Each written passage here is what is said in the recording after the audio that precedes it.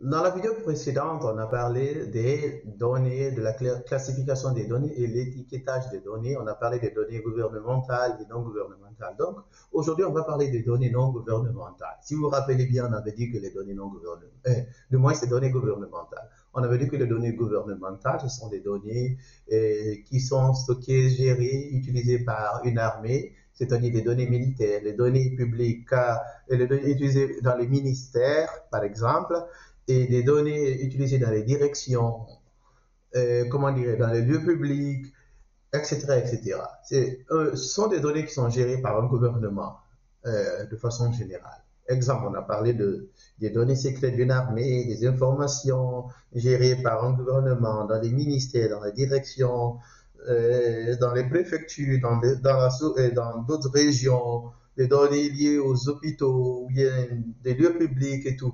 Voilà. Maintenant, on va parler de comment classifier ces données, ce type de données, les données gouvernementales. Par exemple, aux États-Unis, il y a une façon de classifier les données. C'est-à-dire qu'il y a ce qu'on appelle top secret, secret confidentiel et, comment dirais-je, non classifié. On va parler de ce qu'on appelle les données secrètes. Ici, les données secrètes, c'est quoi?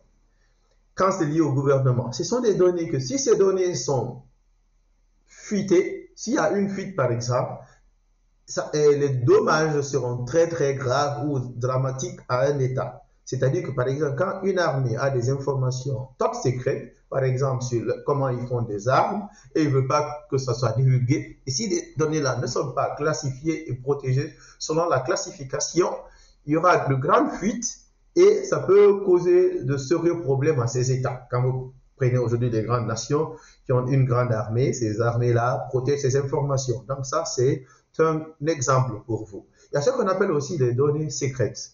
Les données secrètes ici, ce sont des données, par exemple, liées au ministère. S'il y a des problèmes de fuite, de confidentialité ou d'intégrité, ça peut causer des dommages sérieux. Et ces données-là, par exemple, des données politiques ou liées à des gouvernements ou, comment dirais-je, des informations secrètes d'un pays, par exemple, politique, qu'il faut protéger. Voilà.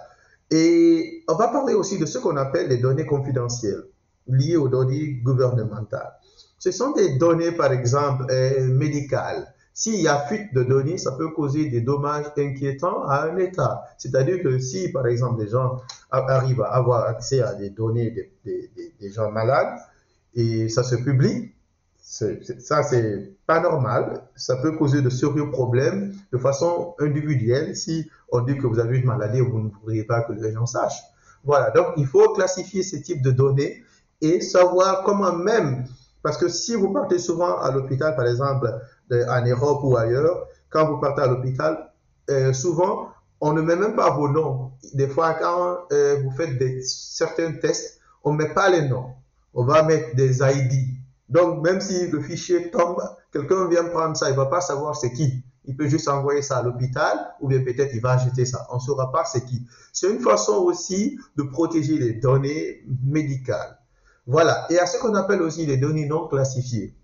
Ce sont des données, par exemple, s'il y a, en cas de fuite, il n'y aura pas de conséquences critiques, mais il faut de toute façon les classifier et qu'il y ait une procédure pour avoir accès à ces données. Ce sont des informations, par exemple, publiques ou bien des informations de recrutement à la fonction publique. Par exemple, on dit que, OK, vous voulez avoir accès à la fonction publique, comment faire la procédure et qui doit appliquer comment.